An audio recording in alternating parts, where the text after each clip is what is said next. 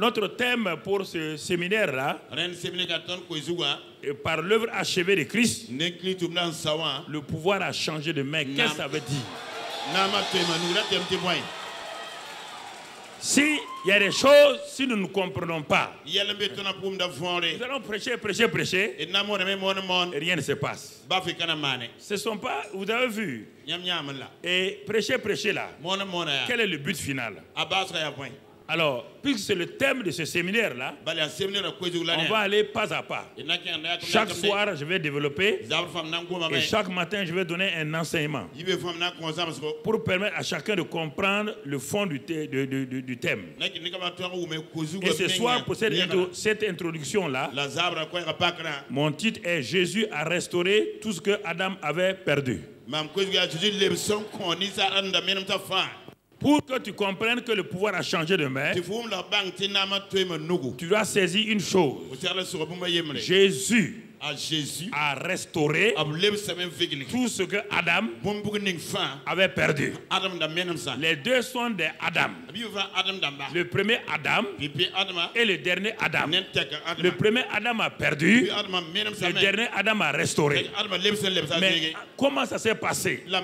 Pourquoi a-t-il restauré? Le premier Adam est un homme parfait, un homme pur. Le dernier Adam, c'est Dieu fait homme.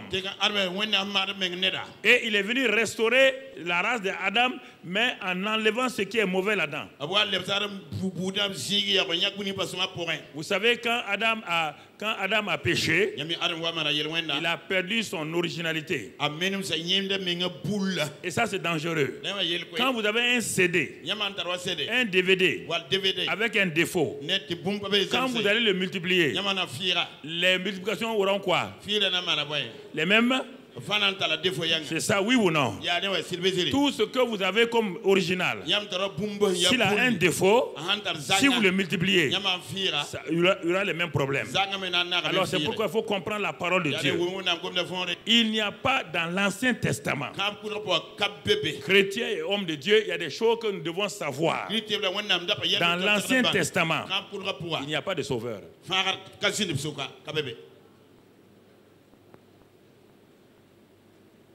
Ouvrez votre Bible et montrez-moi un sauveur là-dedans.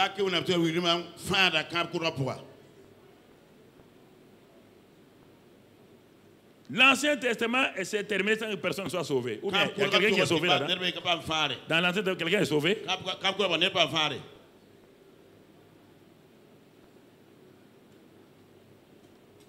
Je veux que vous réfléchissez un peu. Montrez-moi un seul sauveur de l'Ancien Testament. Et montrez-moi ce sauveur-là.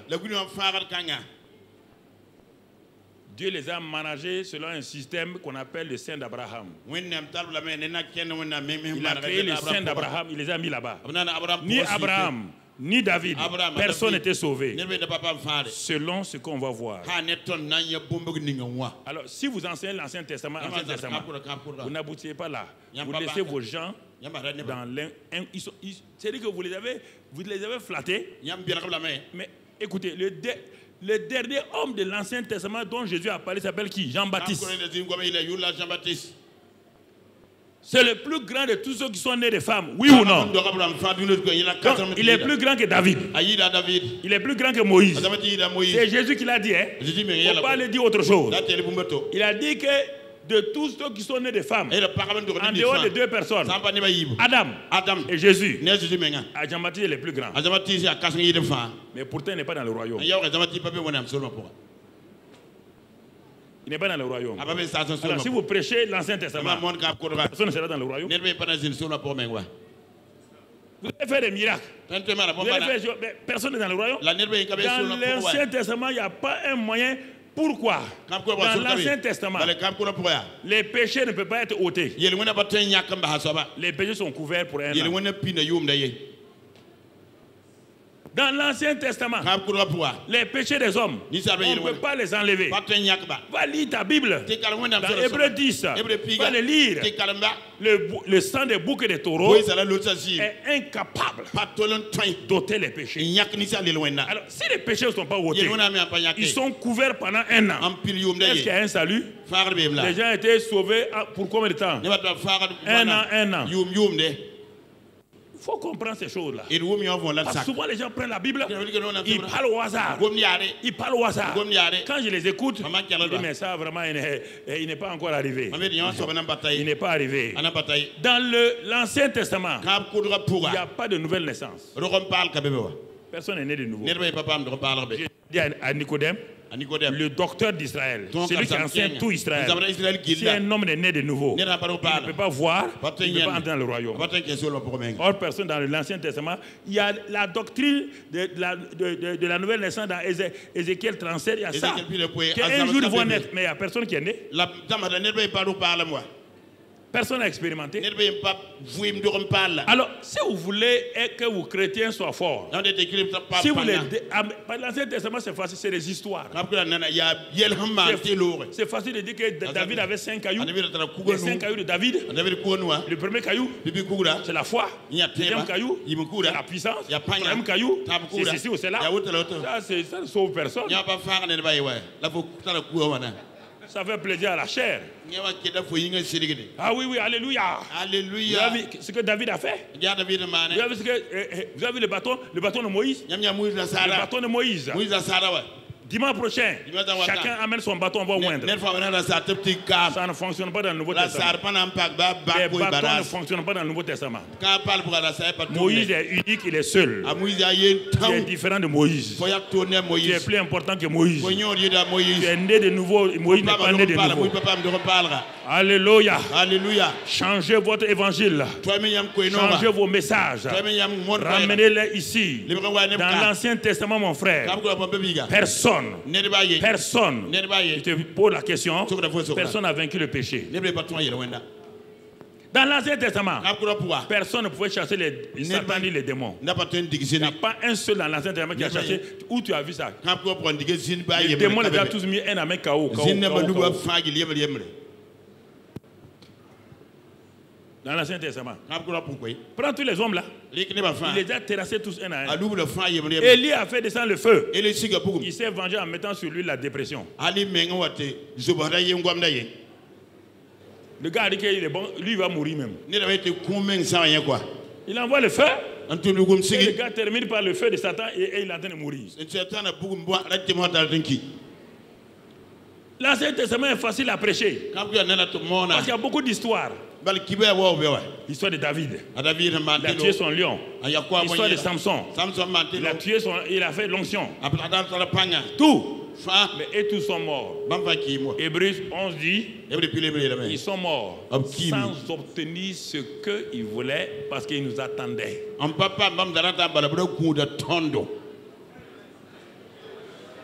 Si on a dit Ancien Testament, Nouveau Testament, tu dois être déjà intelligent. On te dit ancien. On te dit nouveau. C'est-à-dire que l'ancien ne fonctionne plus.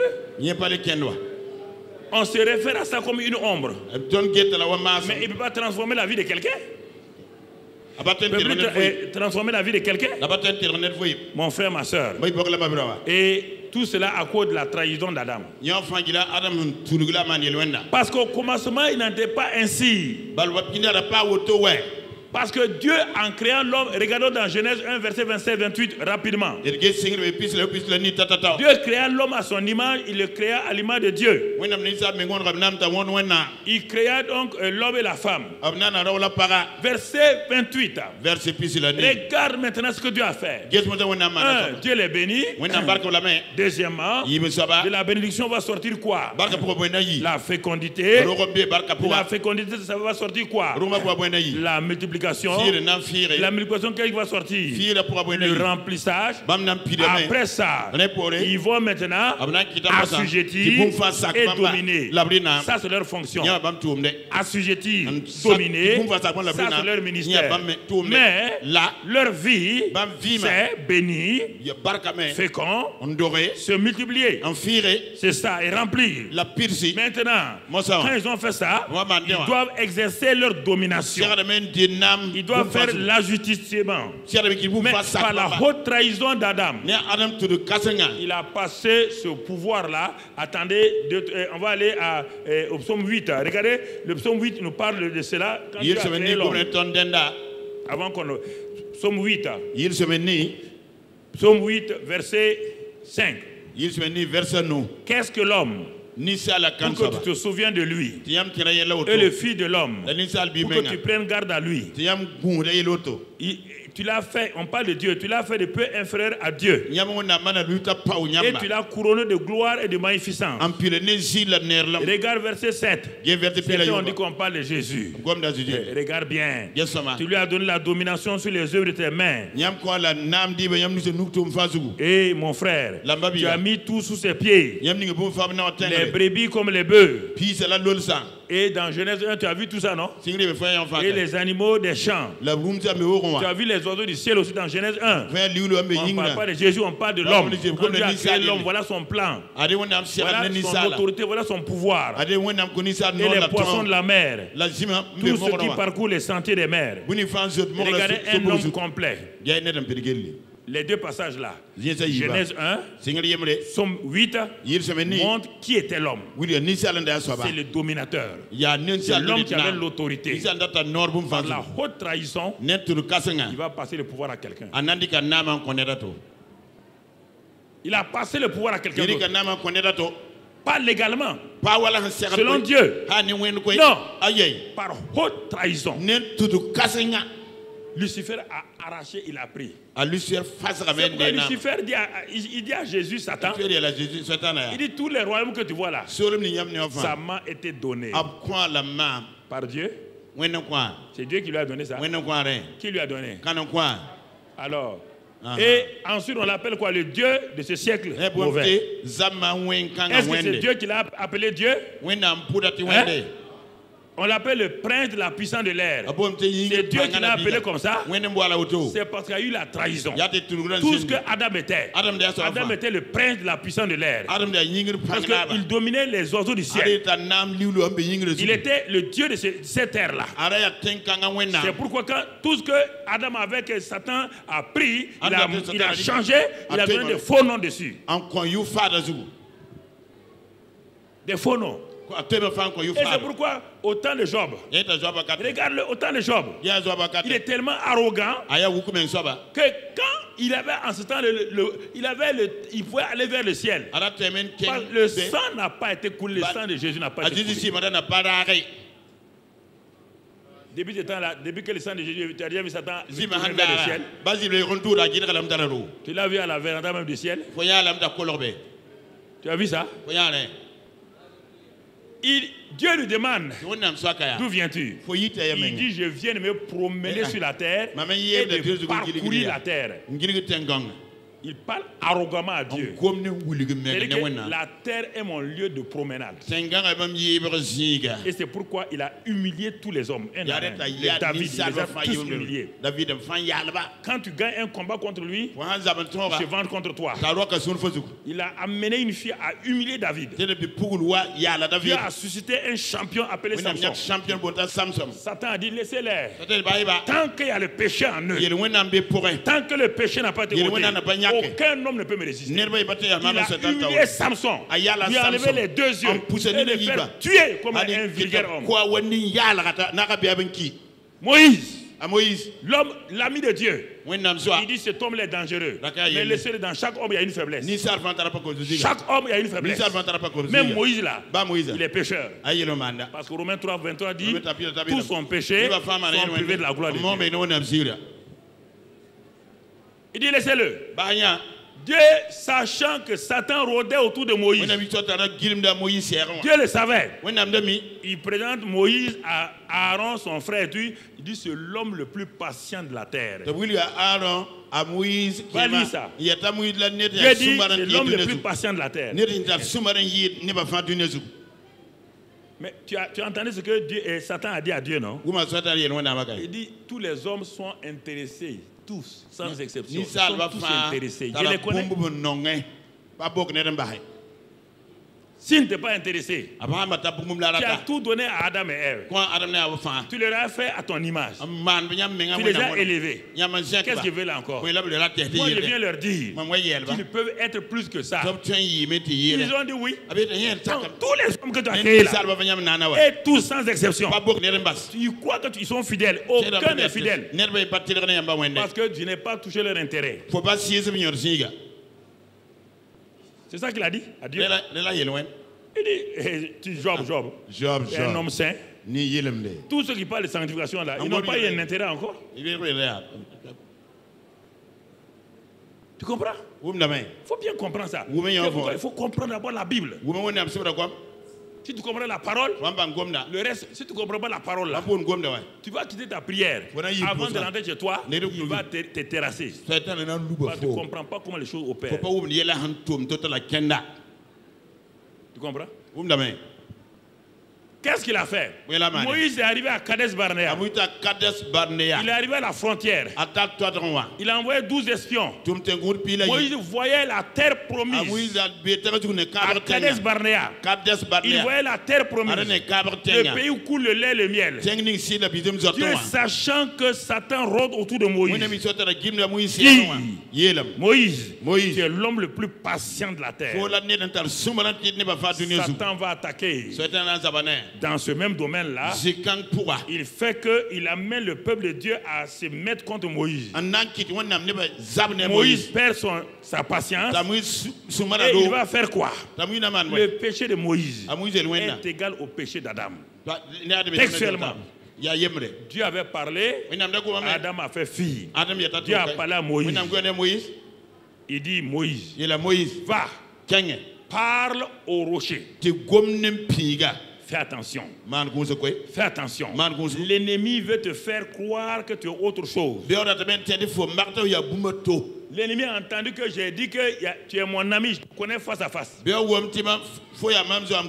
te base pas sur ça, hein, Moïse. Que tu es mon ami là. Ne te base pas sur ça. Hein. Ma parole est supérieure à mon amitié. Écoutez-moi. Hein. Il dit ne te base pas sur ça. J'ai dit même que je t'ai élevé comme Dieu par rapport à Pharaon. Ne te base pas sur ça aussi. Ne te base sur aucune onction. Base-toi sur la parole. Va. Parle au rocher. Avant d'aller, Satan soulève le peuple. On n'a pas à boire. Toi-même, Moïse, là. Tu as fait ça, tu as fait ça. Moïse. Jésus, Satan a dit à Jésus, si tu es fils de Dieu, démontre-le. Démontre. En transformant ces cailloux en pain. Jésus a mis ça de côté. Satan, indirectement, il parle à Moïse. Démontre à ce peuple-là que tu es quelqu'un. Montre-le que tu es un grand homme de Dieu. Il y a longtemps, tu es en train de les mener, ils sont mauvais comme ça. Montre-le ça. Pour jamais démontrer qui tu es. Jamais ne démontre pas ça. Alors, quand tu veux démontrer, tu deviens bête. Moïse est devenu bête. Il s'en va pas. Vous allez voir aujourd'hui. Il frappe le rocher 2 fois. Le rocher est frappé 3 fois. Le rocher de Christ. On le frappe 1 fois. Moïse l'a frappé 3 fois. Il va rentrer. Il est rentré à Canaan. Satan, c'est ça. Est-ce qu'il est rentré à Canaan? Il n'est pas rentré.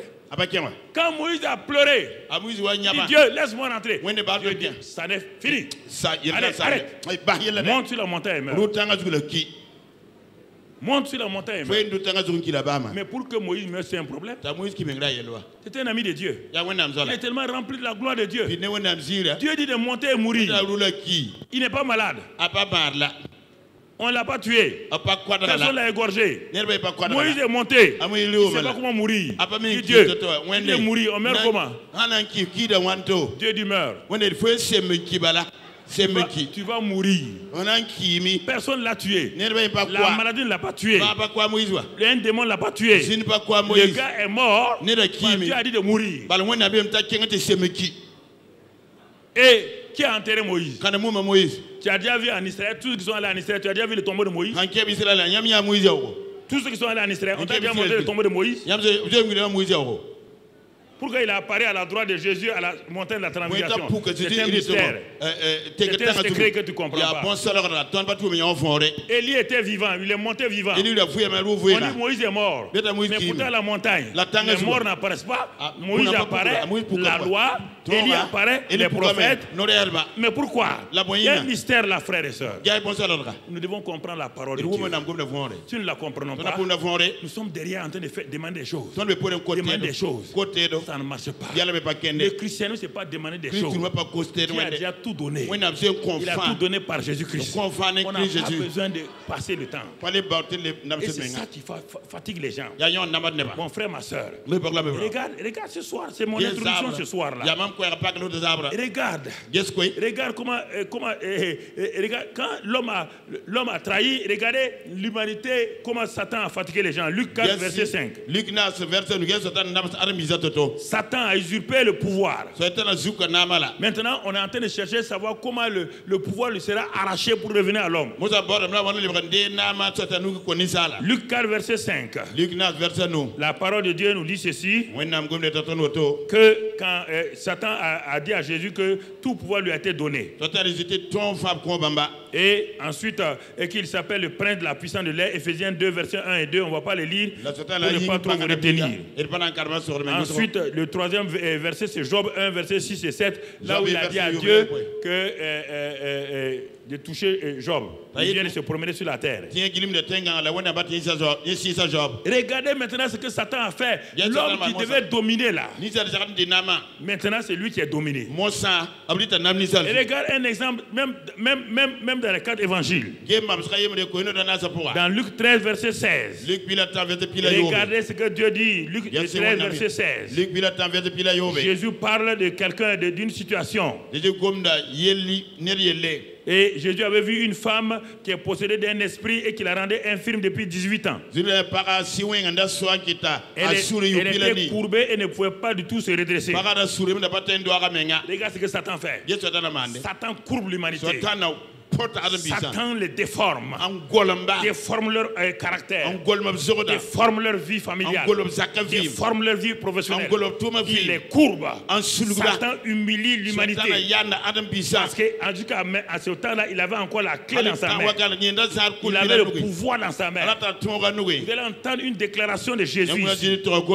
Et au verset 13 en particulier, quand nous arrivons là-bas, et mon frère, la Bible dit, et Jésus il vit la femme là, Jésus lui imposa les mains.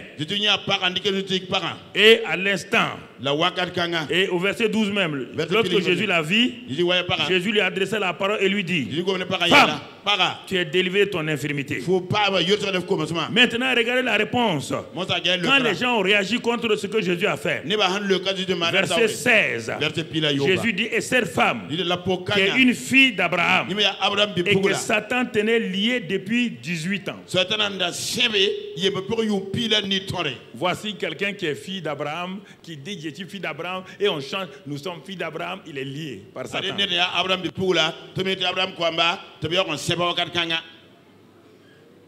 C'est anormal. C'est anormal. Jésus est venu sur la terre, il est en train de montrer que le pouvoir va changer de main. Mais il n'a pas encore retiré le pouvoir. Il est dans un régime transitoire. Et il est en train de montrer aux hommes que le pouvoir va changer de main. Mais ce qui va faire changer le pouvoir de main là, l'événement n'a pas eu lieu encore. C'est la mort à la croix, son ensevelissement, sa résurrection, sa glorification. Et à ce moment-là, par le Saint-Esprit, il va donner le pouvoir aux hommes. Mais comme ça, ce n'est pas arrivé, lui-même il est venu pour nous démontrer. Il est venu nous démontrer dans ce temps transitoire là, qu'est-ce qui va se passer quand nous recevrons le pouvoir dans nos mains. Pendant 3 ans et demi, il a montré aux hommes comment quelqu'un qui est enfant de Dieu, rempli du Saint-Esprit, qui est couvert par l'onction, peut exercer le pouvoir, l'autorité. Et Satan n'a aucun pouvoir sur lui. C'est ça qu'il est en train de montrer. Et c'est pourquoi il prend cette femme-là. Satan avait lié cette femme-là depuis 18 ans. Et ce n'est pas une païenne. C'est une fille d'Abraham. C'est une fille d'Abraham. Abraham ne peut rien pour elle. Elle est fille d'Abraham et Abraham ne peut rien. Parce que l'ennemi domine Abraham lui-même.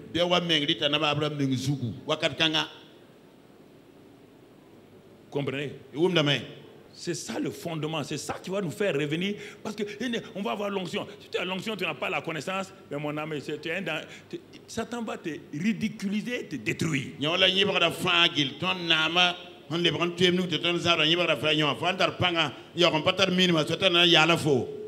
Regarde, c'est pas fini, il ne lit pas seulement les gens. Matthieu 15, verset 22. Regarde ce qu'il fait, un autre terme que Jésus va utiliser. Matthieu 15, verset 22.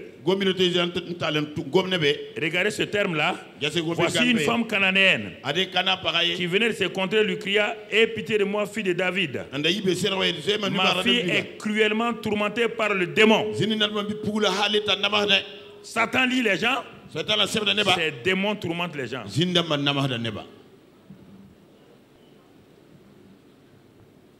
Ça veut dire que tout le monde, les filles d'Abraham, ceux qui ne sont pas filles d'Abraham, ce n'est pas son problème. Avant que Jésus ne passe le pouvoir là, tout le monde était sous sa domination. Que tu sois fille d'Abraham, ce n'est pas son problème. Il lit. Que tu sois cananéenne, il envoie un démon te tourmenter. Écoutez la différence. Quand il s'agit des filles d'Abraham, Satan lui-même lit. Quand il s'agit des païens, il envoie ses démons. Tu as compris ça? Tu as compris? Quand c'est les filles d'Abraham, lui-même il les lit. Lui-même il rentre en scène. Quand c'est les païens, comme ils sont déjà avec lui là, il envoie les petits démons les tourmenter. Il envoie les petits démons les tourmenter. Il montre par là qu'il a son gouvernement. Il a les dominations, les autorités, qu'on appelle les esprits méchants dans les lieux célestes. Tout, il a un gouvernement. Selon l'endroit où il est, il envoie un responsable régional. Il dit, tu agis là-bas. Est-ce que vous savez qu'il a le monde entier est divisé en régions spirituelles entre les mains de Satan? Les gens ne savent pas ça. Les gens sont ignorants de ça. C'est pourquoi il y a des pays où il y a la violence, vous ne pouvez rien faire. Il y a des pays où il tient les gens de la pauvreté, la mentalité de pauvreté. Tant que leur mentalité n'est pas changée, vous devez investir l'argent dedans, ça ne marche pas. Il y a des zones où c'est les guerres tribales. Tous les continents sont comme ça, partagés comme ça. Quand il vient dans un pays, dans une ville, regardez, si vous croyez que c'est faux. Il y a combien d'années avant que les problèmes ne commencent au Mali, on a fait la grande nuit de prière. J'ai dit de surveiller le nord. Le nord. Pourquoi? Les gens ne savent pas que les 4 points cardinaux sont les esprits. Ils ne savent pas. Quand tu dis ça, pour eux, c'est la géographie. Lis dans Ésaïe, tu vas trouver ça. Les esprits du nord. Le nord de tous les pays du monde, si tu faut, va prendre une carte. Le nord et le sud sont toujours opposés. Et la violence vient toujours des nord des pays. Toujours. Si vous ne savez pas ça, mon frère, ma soeur, il y a des recherches dans tous les domaines. Il y a des recherches dans tous les domaines. Et dans ces choses, comme une ville comme Ouagadougou, chaque quartier a une marque de l'ennemi dans chaque quartier. Il y a des quartiers de Ouagadougou, il n'y a que la violence. Il n'y a que des meurtres. Si vous voulez, vous mettez un policier devant chaque porte. Vous mettez ça, le lendemain, tu vas trouver un meurtre. Ce n'est pas une affaire physique. Il y a des quartiers de Ouagadougou, on va trouver. C'est la prostitution. Que ce soit général ou caché. Prends. Prends. Chaque chose, regarde chaque chose. Important que nous comprenions cela. C'est pour que notre rôle est d'étudier la Bible, d'étudier ce qui se passe dans le monde spirituel et prier.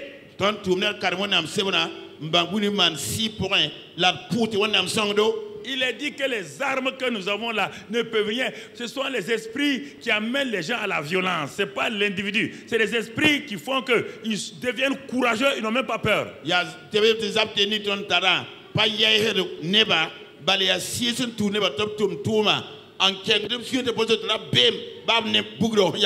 Il faut comprendre ça. Si ce n'est pas un esprit, comment un homme va attacher une bombe ici, aller exploser, sachant qu'il est en train d'aller mourir? Est-ce qu'un homme normal peut faire ça? Non, il a une femme, il a des enfants.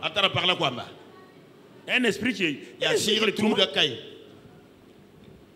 c'est ça le pouvoir, si on comprend ça là. Nous ne parlons pas de pouvoir politique, hein. Nous ne parlons pas de pouvoir scientifique, nous parlons de pouvoir, des pouvoirs qui contrôlent tous les autres pouvoirs.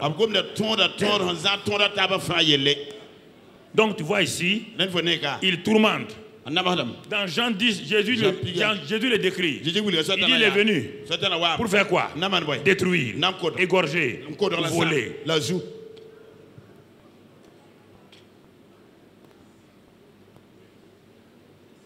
C'est ça. Il est venu.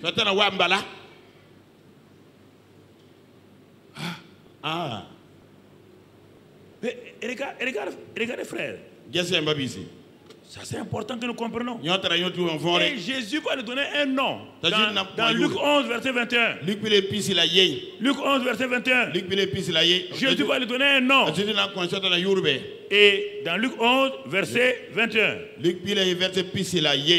Il est écrit là-bas, Jésus dit dans ce passage-là, Luc 11, verset 21, lorsqu'un homme fort et bien armé garde sa maison, ce qu'il possède est en sûreté. Jésus l'appelle un homme fort.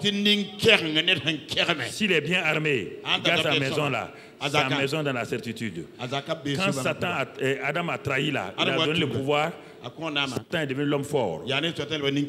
Et il a mis tout pour garder sa maison. C'est pourquoi les générations passent, aucun ne peut le vaincre.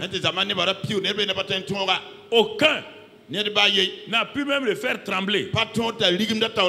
Aucun. Le verset 22, tu vas le voir tout à l'heure. On ne va pas lire le verset 22. Jésus parle de l'homme fort. Si un homme est fort, quelque part, on dit l'homme fort du régime. Il contrôle tout le régime. L'homme fort de la région. Il a une influence sur toute la région. C'est ça. Jésus dit, il dit Satan est l'homme fort. Et il garde sa maison parce qu'il est bien armé. Il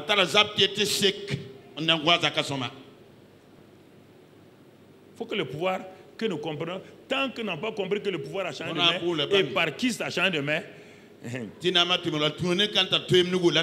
chasser les démons, ils vont partir. Mais ils vont tourner derrière pour créer de plus de problèmes que chose. N'oubliez pas que le voleur, il est quoi? On dit qu'il est voleur. Est-ce qu'un voleur vient quand tu es assis?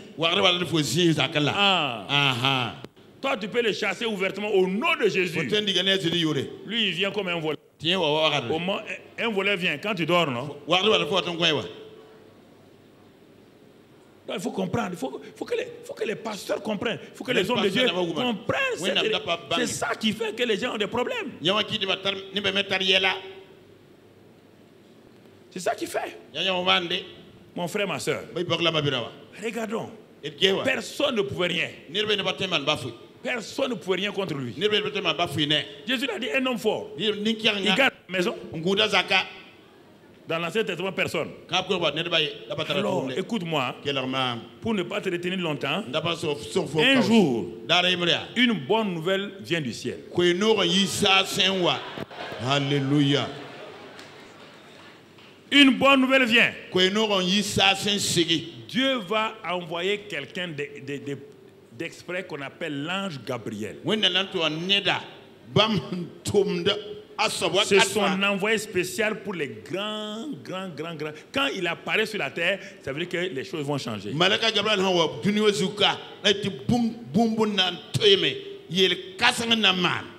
Quelque chose va se passer. L'espoir va renaître dans le cœur des hommes. Les hommes criaient pendant des années. C'est pourquoi les Jérémie criaient. C'est pourquoi les Abraham ont crié. C'est pourquoi tous les psaumes de David. C'est des cris. Viens, envoie le feu. Et le feu ne peut rien contre Satan. On ne peut pas le rôtir. On ne peut pas. Tous les hommes ont crié. Les générations ont crié. Il fallait attendre la bonne nouvelle. La bonne nouvelle annoncée dans Matthieu 1, verset 20. Matthieu 1, verset 20. Voici comme il y pensait comme Joseph. Un ange du Seigneur lui apparaît en son et dit: Joseph, fils de David, ne crains pas de prendre avec toi Marie, ta femme, car l'enfant qu'elle a conçu vient du Saint-Esprit. Et elle enfantera un fils, et tu lui donneras le nom de Jésus. C'est lui qui sauvera son peuple de ses péchés. En les sauvant de son peuple de ses péchés, il va les sauver de la main de l'ennemi en même temps. Tu vas le voir tout à l'heure là. Allons un peu plus loin dans Luc 1, verset 67. Luc 1, 67. Luc 1, 67. Et tu vas comprendre ce que ce sauveur là est venu pour faire. Et si tu comprends ça, ta vie va changer totalement. Zacharie, le père de Jean-Baptiste, prophétisa, fut rempli du Saint-Esprit et il prophétisa en ces mots: béni soit le Seigneur, le Dieu d'Israël, parce qu'il a visité et racheté son peuple. Verset qui suit: et nous a suscité un puissant quoi? Sur la terre, il y avait quoi? L'homme fort. Maintenant, on nous annonce qui? Un puissant sauveur.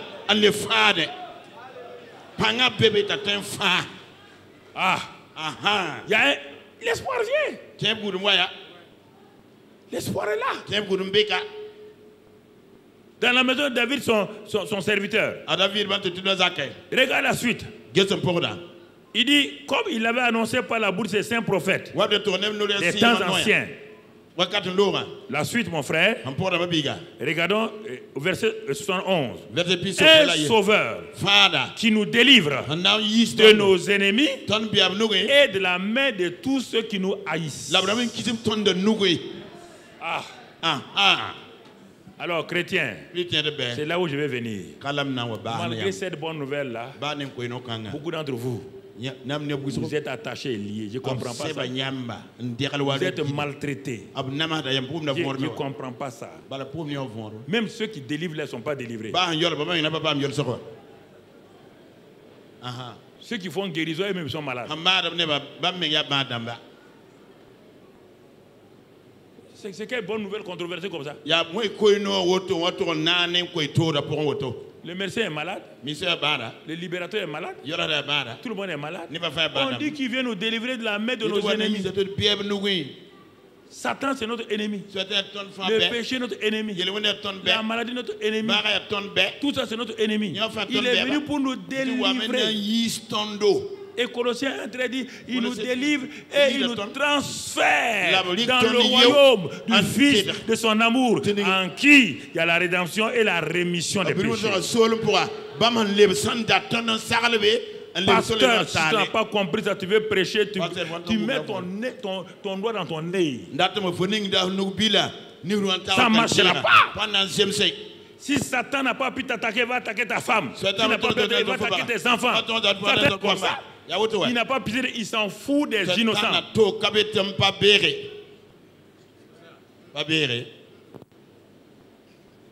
Est-ce que nous comprenons? Comprenez ce message-là, frère. Comprenez-le. Et vous qui êtes en contact avec nous partout là, comprenez ce message. Comprenez ce message. Une nouvelle ère va commencer. Pour la première fois, Satan aura peur. Et les démons auront peur à tel point que les démons commencent à prier quelqu'un. Regardez, je vais vous le montrer. Ils savent que quelque chose est en train de changer. Ils savent ça. Regardez. Luc 11, verset 22. On revient à Luc 11, là, on a déjà vu le verset 21, l'homme fort. L'homme fort est là dans son pays, il est en train de régner sur la terre. Mais Jésus dit maintenant, mais si un plus fort que lui. Si un plus fort que lui survient et fait quoi? Le dompte. Tu entends le mot là? Comment on dompte un chien? Comment on dompte un animal sauvage? Donc, l'homme le plus fort va dompter qui? L'homme fort. Si vous ne vous appuyez pas sur ça, vous voulez aller gêner 40 jours pour attaquer Satan. Il va vous écraser. Il va vous ridiculiser. Êtes-vous du côté du dompteur? Est-ce que le dompteur est en vous? Si vous n'êtes pas conscient qu'il est en vous, vous voulez aller l'attaquer comment? Pourquoi Jésus a dit à ses disciples d'attendre jusqu'à ce qu'il soit revêtu? Pourquoi il leur a dit ça? Est-ce que Jésus est bête pour envoyer son armée entre les mains de quelqu'un qui va les détruire? Est-ce qu'un général d'armée, sachant que l'autre armée est trop forte, va envoyer ces gens, on va les détruire?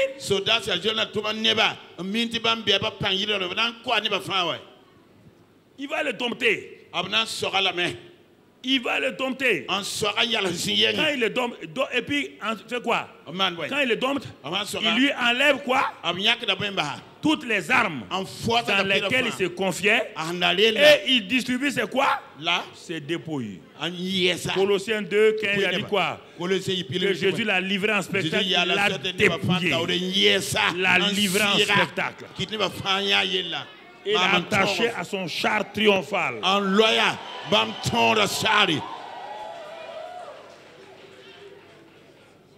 C'est ça qui est l'assurance. C'est ça mon assurance. C'est pourquoi je ne crains pas.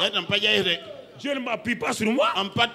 C'est pourquoi tu peux envoyer n'importe qui contre moi. Tu peux envoyer n'importe qui. Je sais que la puissance qui est en moi, la puissance qui est avec moi, je sais qui est en moi. Je sais qui est avec moi. Et tu comprends ça? C'est ça le secret. Le secret n'est pas que tu as gêné, tu as prié. Tout le monde jeûne et prie. Je suis allé en Inde, les hindous prient plus que tout le monde. Non, mon frère. Qui est en toi? Qui est avec toi? C'est lui qui a dit que lui dompte l'homme fort. Et il lui enlève toutes ses armes. Il le dépouille. C'est celui qui est en toi. Et celui qui est en toi est plus puissant que celui qui est haut. Sois humble. Ne crois pas. L'onction. C'est lui de Samo. Tu peux prendre Satan. Il fait palanga. Le mettre ici, le terrasser. Et mettre ton pied sur lui. Tu peux faire ça à Satan. Tu peux faire ça à Satan. Au revoir. Faut pas causer avec moi. Si tu as ça dans ta tête là, moi je te dis au revoir. Parce que dans une semaine, on va passer ton cercueil passé. C'est pas amusement, hein? On ne peut pas attaquer quelqu'un qui est invisible. Tu ne sais même pas s'il est ici. Il est tellement rapide. Il n'est pas omniprésent. Mais il peut aller dans une présence d'ici à Paris en un clin d'œil. Ces démons voient en clin d'œil. Si tu n'es pas sûr de toi, tu veux attaquer celui-ci là. Tu n'es pas sûr de qui est en toi. Celui qui ne change pas là. L'omniprésent, l'omnipotent, l'omniscient, il est en toi. Si tu n'es pas conscient de ça, comment tu vas savoir que Satan rôde? L'omniscient qui est en toi, qui connaît toutes choses, il sait que Satan est là. Il faut te baser sur ça.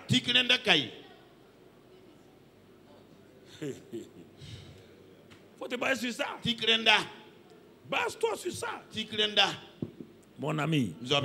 Base-toi sur ça. Ça va être bien pour toi. Ok.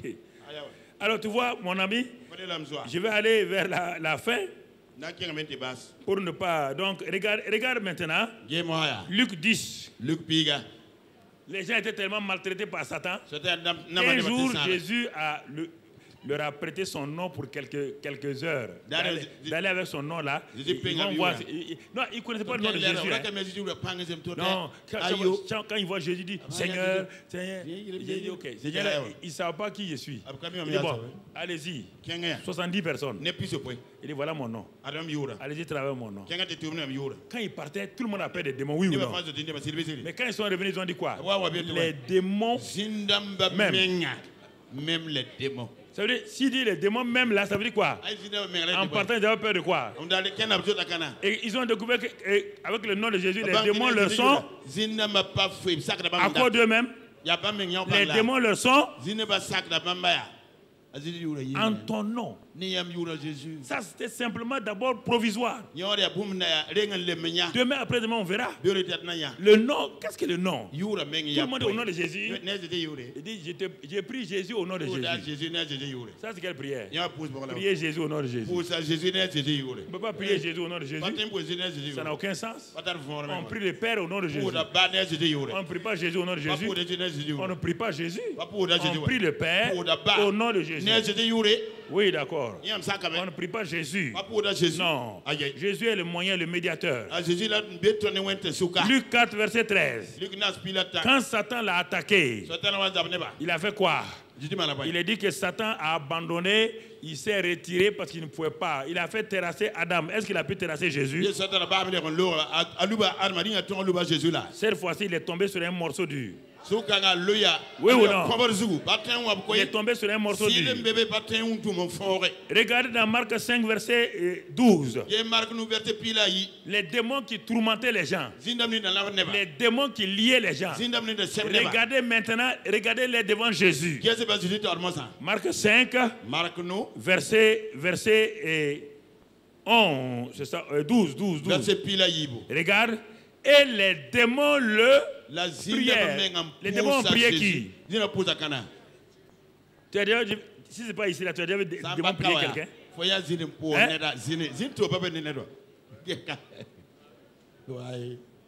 Les démons prièrent. Jésus. C'est-à-dire que ce n'est pas une prière d'adoration, hein? Ils sont en train de le supplier. Donc ils savent que le pouvoir est dans les mains de qui? Le supplière en disant envoie-nous dans ces porcs. Donc il sait que l'homme a un pouvoir et qu'il est capable. Tout ce qui est sur la terre, les choses spirituelles, il est capable de les mouvoir. Il dit, dis-nous de rentrer dans les portes.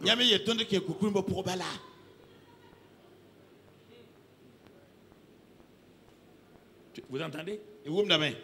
Les démons sont en train de révéler les secrets.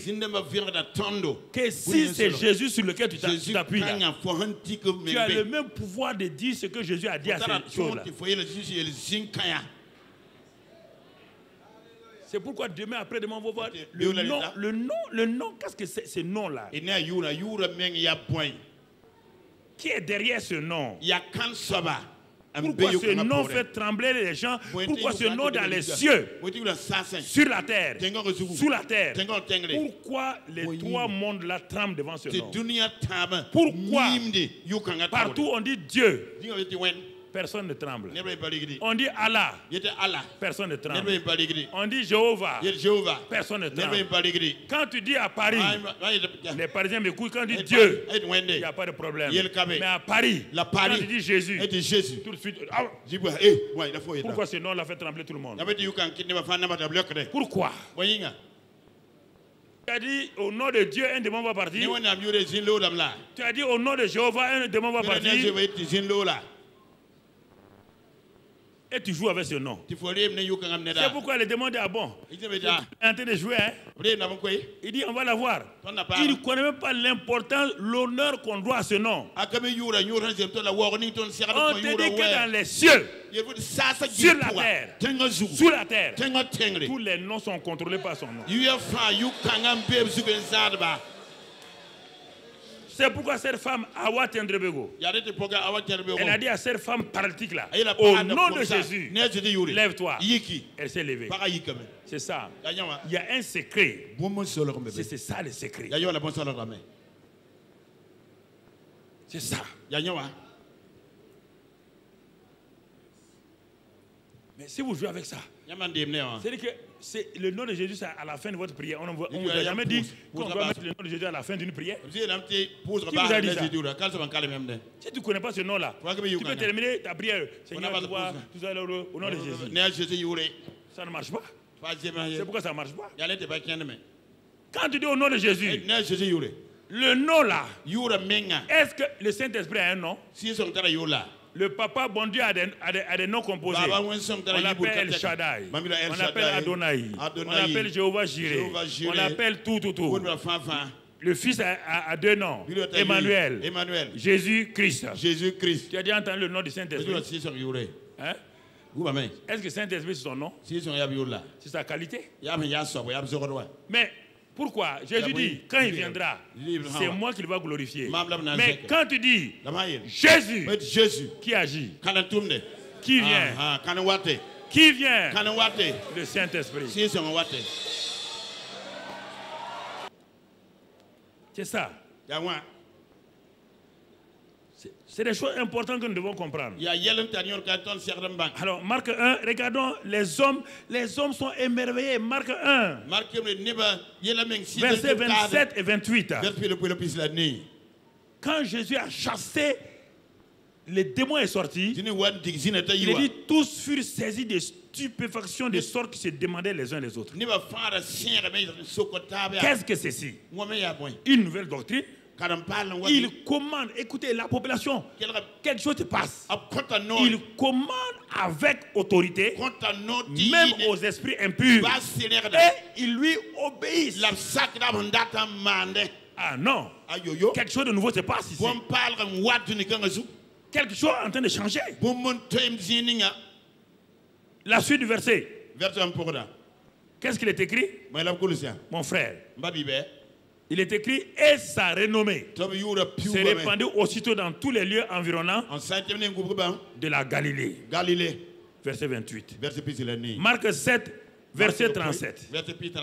Marc 7, 37. Marc 7, 37. Qu'est-ce qu'il est écrit là-bas? Marc 7, verset 37. Et regardez, quand il a fait encore chasser des démons, fait des miracles, tous ceux qui étaient là étaient dans le plus grand étonnement et disaient, il fait tout à même il fait entendre les sourds et parler les muets. Donc, quelque chose est en train de se passer dans le pays. Les gens se réveillent brusquement à l'avènement d'un nouveau pouvoir, d'une puissance Les foules quittent la Syrie, quittent la Jordanie, quittent partout l'Égypte. Les gens viennent. Quelque chose de nouveau se passe sur la terre. Un nouveau pouvoir est en train de prendre racine. Et les gens viennent pour voir ce qui se passe. Est-ce que vous me comprenez? Si nous voulons avancer, il faut qu'on comprenne ces choses. Et c'est pourquoi, bien-aimés frères et sœurs, la Bible dit que lorsqu'il est mort à la croix de Calvaire maintenant, c'est par là qu'on va terminer ce soir. Maintenant, il veut passer, il a dit aux gens, vous avez vu, non? Je n'ai pas besoin de rester avec vous. 3 ans et demi, ça suffit. J'étais venu vous montrer que les hommes peuvent avoir le pouvoir encore. Mais ce qui va vous permettre de vous repasser le pouvoir, il faut d'abord que j'enlève ce qui a permis à Satan de dominer le monde. À la croix de Calvaire, il a été crucifié. Et il a dit, Père, pardonne aux hommes pour leurs péchés, car ils ne savent ce qu'ils font. Premier élément. Jésus a dit 7 paroles puissantes, mais on va voir une seule parole. Père, pardonne-leur, car ils ne savent ce qu'ils font. Premier élément. Le ciel a commencé à avoir le cœur reposé. Pourquoi le ciel a eu un cœur reposé? Parce que lui qui disait ça là, il n'était pas en train de prier. Il n'était pas en train de gêner. Non. Celui qui dit ça là est en train de prendre les péchés de qui? L'humanité. Il est en train, lui il n'a jamais péché, oui ou non? Est-ce qu'il a déjà péché? Il est devenu péché. Dieu, quand Adam a dit non, Dieu a donné le droit à Adam. Il a envoyé des choses, des anges et tout. Celui-ci là, quand il dit maintenant, Père, pardonne-leur, car ils ne savent ce qu'ils font. Tout le ciel regarde Papa bon Dieu. Ça fait des générations et des générations. Il n'est pas content. Mais voilà qu'il a envoyé son fils. Le fils a obéi. Et maintenant, ce fils qui est devenu péché l'a frappé. Il a pris nos péchés, nos infirmités. Ce fils, au lieu de se révolter contre l'humanité, prie le Père. Une prière sans haine. Une prière sans amertume. Une prière de compassion. Une prière d'amour. Une prière pour que le ciel, Papa bon Dieu, ait le cœur tranquille. En ce temps, il est suspendu entre la terre et le ciel. Il n'appartient plus au ciel, il n'appartient pas à la terre. En plein midi, le ciel s'est totalement fermé. Parce que le Père ne pouvait plus supporter que son Fils unique, celui qui n'a jamais péché, prenne les péchés des hommes.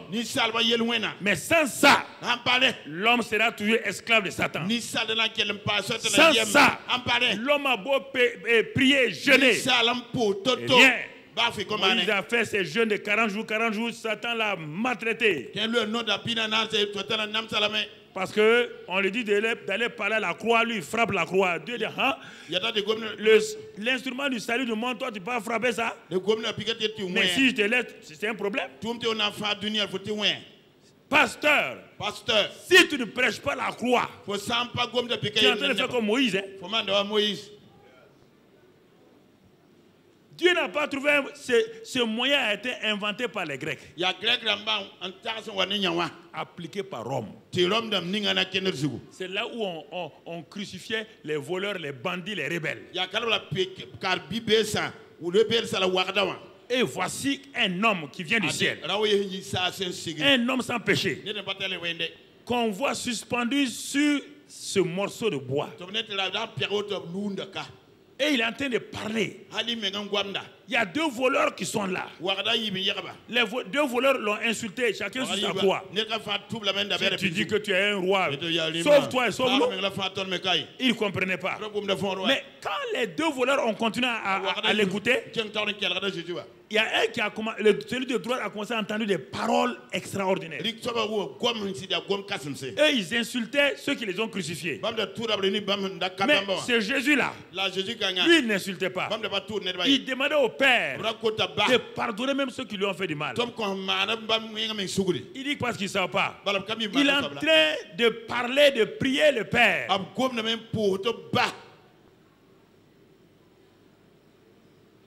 Vous n'avez pas vu cela. Les gens voient la croix seulement physiquement. Et c'est ça qui fait qu'ils ne comprennent pas la croix. Ce n'est pas ce morceau de bois là, je te le représente. Mais qu'est-ce qui s'est passé? Qu'est-ce qui s'est passé? Dieu, il va prendre le bras de Dieu. Dieu et l'homme, est-ce que je peux avoir deux frères rapides? Dieu et les hommes se sont séparés. Un qui est plus grand, l'autre plus court. Non, non, ça va passer. Un plus grand, un plus court. Voilà. Laisse-les. Ok. Est-ce que vous comprenez? Est-ce que vous comprenez? Satan ne comprend pas. Satan est troublé. Il sait que quelque chose d'important est en train de se passer. Il sait que son pouvoir va finir. Mais il ne sait pas. Mais c'est pourquoi, quand au début, il a cru que la mort de Jésus à la croix était sa victoire. Quand Jésus a été crucifié, quand il a commencé à entendre les paroles, Père, pardonne-leur. Quand il a entendu ces paroles-là, il va entendre tout est accompli. Satan dit aux gens, dites-lui de descendre. Il n'a qu'à descendre vite. C'était trop tard. C'était trop tard. Trop tard pour lui. Écoute-moi. Le secret de la croix, c'est ça. Et qu'est-ce qui s'est passé? Quand il dit Père, pardonne-leur. Est-ce que quelqu'un peut venir rester sur la croix ici rapidement? Non, pas quelqu'un de l'autre. Tu n'as jamais. Ceux qui ont assisté à mes choses rapidement, à mes démonstrations chaque fois là. Donc, vous pouvez venir parce que vous n'allez pas comprendre exactement. Voici Jésus à la croix du Calvaire. Il est à la croix du Calvaire. Voilà. Voilà, il est à la croix du Calvaire. Et il crie. Père, pardonne-leur. Instant, les gens rient. Les soldats se moquent de lui. Les juges se moquent de lui. Les femmes frappent leur poitrine. Jésus dit, femme, ne frappe pas, c'est pour vous. Personne n'a compris. Personne. Ni sa mère Marie, ni les disciples, que cet homme qui mourait là, c'était pour les péchés des hommes. Ils ont tous fui, c'était la défaite. Leur patron a été défait. C'est fini, il est vaincu. C'est pourquoi personne n'est resté. Il n'y a que frère. Dieu et Satan qui vont comprendre ce qui s'est passé. Quand il dit Père, Père, il appelle quelqu'un. Il appelle Père. Il appelle le ciel. La dernière prière de Jésus. Il appelle le ciel. Il dit dans Jean 11, le Père m'a toujours exaucé. Il m'a jamais, il n'a jamais arrêté, il n'a jamais dit non. Ce n'est pas ma dernière prière qu'il va refuser. Père, pardonne-moi. Il est en train de prier. Est-ce que le Père va pardonner? Oui. C'est pour ça qu'il est venu.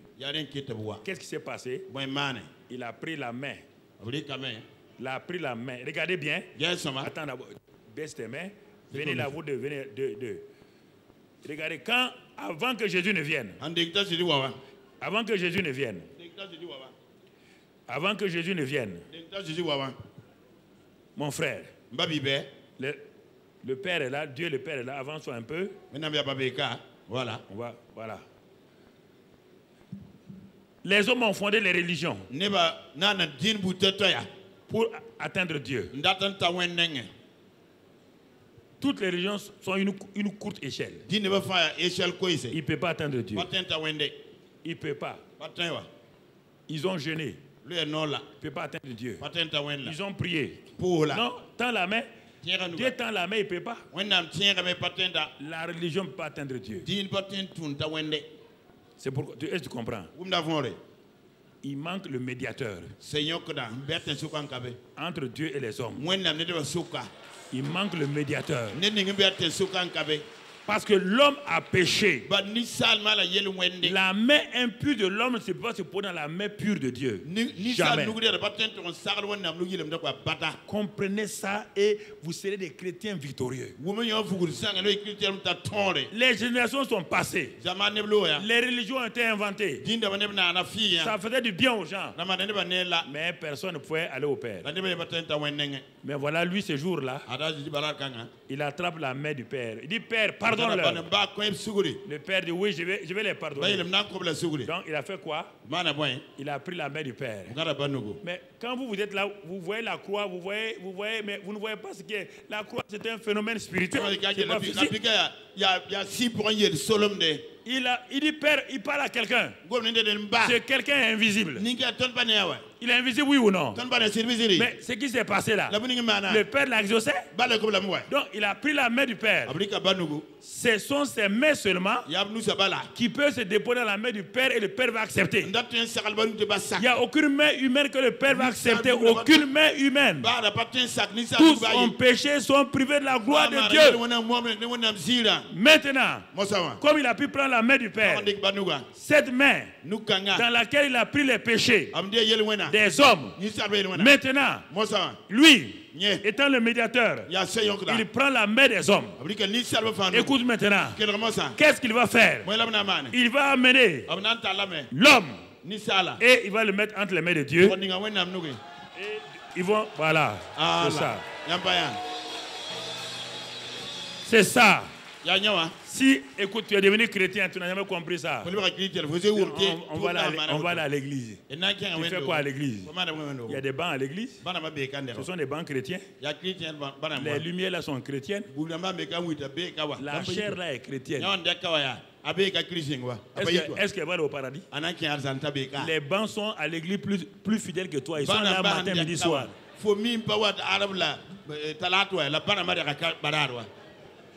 Quand tu viens 3 fois par jour à la semaine, les bancs là sont là du lundi au lundi.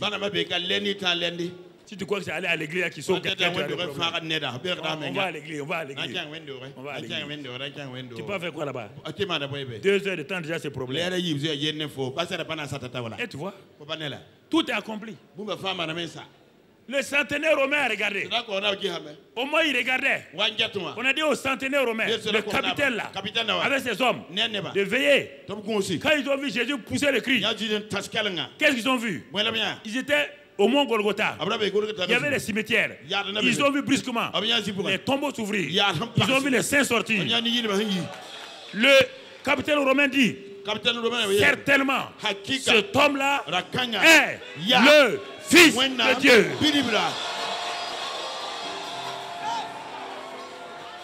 Il est le Fils de Dieu.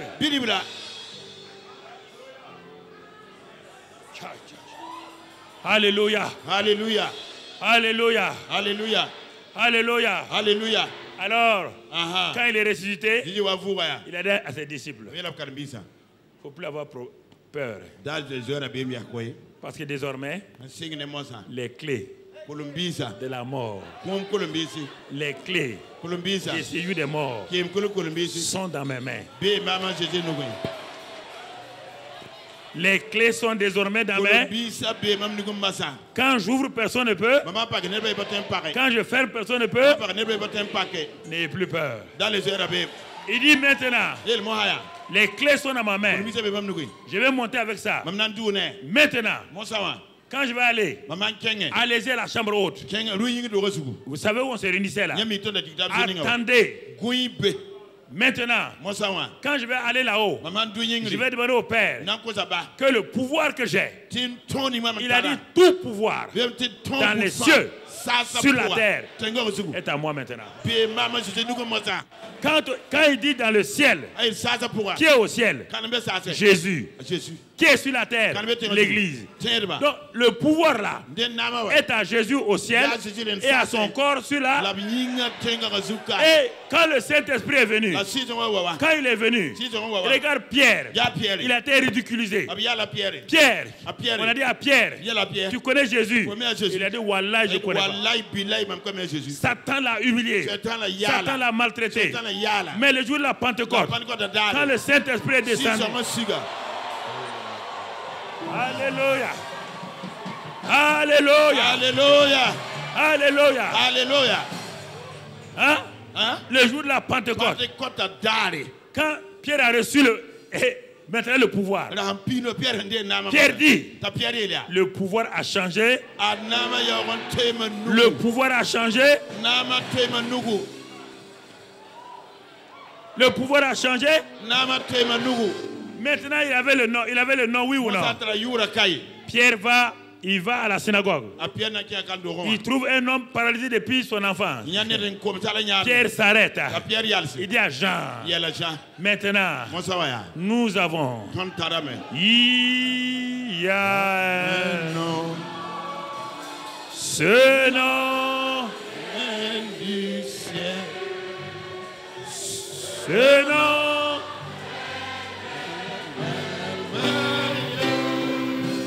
Ce nom, c'est Jésus. En ce nom, en ce nom, en ce nom,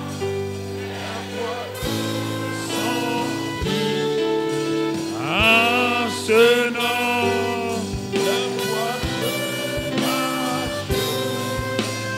Ce nom, c'est Jésus.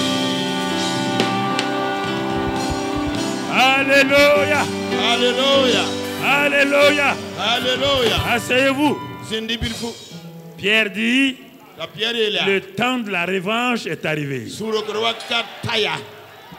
Il dit, en réalité, Pierre ne parlait pas directement au paralytique. Il parlait à Satan. Il dit ce que j'ai. Ce que j'ai. L'homme l'a dit, il a l'argent. J'ai pas l'argent. J'ai pas l'or. Mais qu'est-ce que tu as? Qu'est-ce que tu as? C'est ça. Moi je veux l'argent. Moi je veux l'or. Qu'est-ce que tu as? Il dit au nom de lève-toi et quand l'homme s'est levé, il a dit à Satan, tu as vu, hein?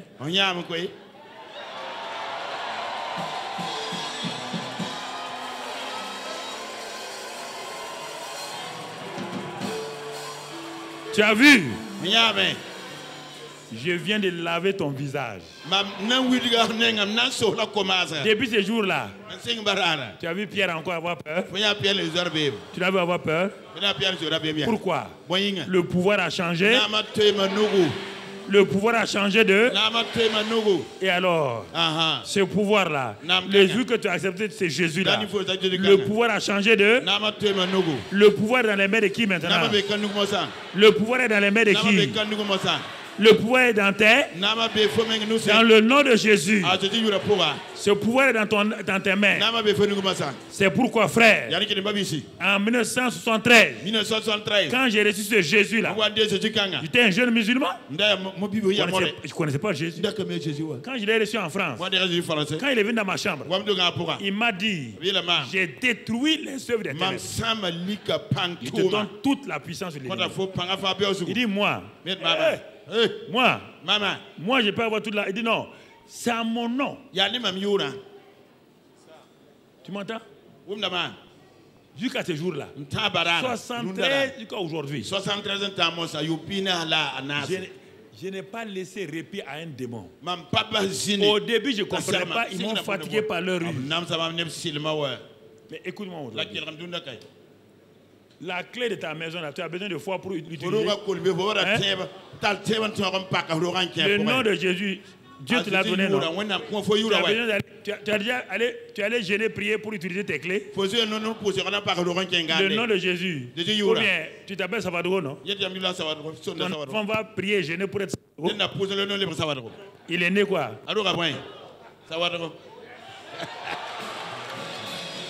Le nom vous a été donné. C'est votre héritage. C'est votre héritage. C'est votre héritage.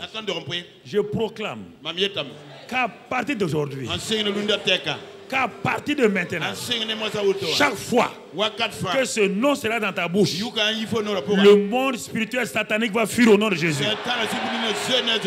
Je proclame qu'à partir de maintenant, chaque fois que tu te tiendras, que ce soit un magicien, que ce soit un sorcier, que ce soit n'importe qui, quand tu vas dire Jésus, tout cela va fléchir genou devant toi. Je proclame que partout où tu es, quand tu vas invoquer le sang de Jésus, le sang de Jésus sera ta protection au nom de Jésus. Je proclame ce soir que puisque tu as cru à cela, l'épée t'est donnée. La parole de Dieu t'est donnée. Le nom de Jésus t'appartient. Ce nom est ton héritage. Partout où tu vas aller, chaque chose que tu demanderas au Père te sera donnée au nom de Christ Jésus. Les malades seront guéris au nom de Christ Jésus. Chaque fois que tu prieras, le Père, dans le nom de Jésus, les choses seront exécutées au nom de Jésus. Partout où tu iras, ton ministère fleurira au nom de Jésus. La grâce de Dieu sera sur ta vie au nom de Christ Jésus. Ta famille est bénie au nom de Christ Jésus. Ton travail est béni au nom de Christ Jésus. Ton église est bénie au nom de Christ Jésus. Ta ville est bénie au nom de Christ Jésus. Ton pays est béni au nom de Christ Jésus. Tes autorités sont bénies au nom de Christ Jésus. La jeunesse est bénie au nom de Christ Jésus. La société civile est bénie au nom de Christ Jésus. Les coutumiers sont bénis au nom de Christ Jésus. Tous les religieux sont bénis au nom de Christ Jésus. Tout le monde est béni au nom de Christ Jésus. Les militaires et paramilitaires sont bénis au nom de Christ Jésus. Tous ceux qui sont dans ce pays-là sont bénis au nom de Christ Jésus. Et là où le nom de Christ est prononcé, la gloire de Dieu se manifeste. Maintenant, tends tes deux mains devant toi. Excellent Père. Toi qui as la télévision, même chose. Ouvre tes deux mains devant toi. Excellent Père. Maintenant qu'ils ont su que le pouvoir a été arraché par Jésus à la croix du Calvaire, que par sa résurrection et sa glorification, il nous a donné ce pouvoir. Père, ils ont ouvert les mains devant toi. Maintenant, je te prie maintenant, au nom de Christ Jésus, que maintenant même les cieux s'ouvrent. Écoute-moi. Et que la gloire de Dieu descende dans tes mains. Dieu dépose dans tes mains ce soir des clés que tu n'as jamais vues encore. Le pouvoir est dans tes mains. Ce qui t'a manqué jusqu'à présent, le succès est dans tes mains. Toi qui commences les examens dès demain, toi qui es élève, je proclame le succès sur ta vie au nom de Jésus. Je proclame que quiconque nous regarde actuellement, dans n'importe quel pays, reçoit maintenant, au nom de Christ Jésus, toutes les bénédictions qui sont liées à ce nom. Va partout. Opère avec ce nom. À partir de maintenant, une nouvelle ère s'ouvre pour toi au nom de Jésus. Tu es élevé dans une nouvelle dimension au nom de Jésus. La présence de Dieu vient sur toi au nom de Christ Jésus. La grâce de Dieu est dans ta vie au nom de Christ Jésus. Ton travail et ton ministère sont bénis au nom de Christ Jésus. Tout ce que tu fais à partir de maintenant, tu vas influencer ta génération au nom de Jésus. Ta famille est bénie au nom de Jésus. Tes enfants sont bénis au nom de Christ Christ Jésus. Tes parents sont bénis au nom de Christ Jésus. À partir de ce maintenant, cette nation, nous proclamons la bénédiction dans le nom de Christ Jésus. Comme son nom l'indique, Burkina Faso, nous proclamons au nom de Christ Jésus que Burkina Faso, tu deviennes ce que on a proclamé, pays de l'homme intègre, au nom de Christ Jésus. Père, sois béni et sois loué pour ta grâce et ton amour. Au nom de Christ Jésus, j'ai prié, j'ai déposé ça dans vos mains. Mettez ça sur vous au nom de Jésus. Mettez ça sur vous au nom de Jésus. Mets ça sur toi au nom de Jésus. Au nom de Christ Jésus, tu as tout reçu. La bénédiction de Dieu est sur toi. Amen. Amen.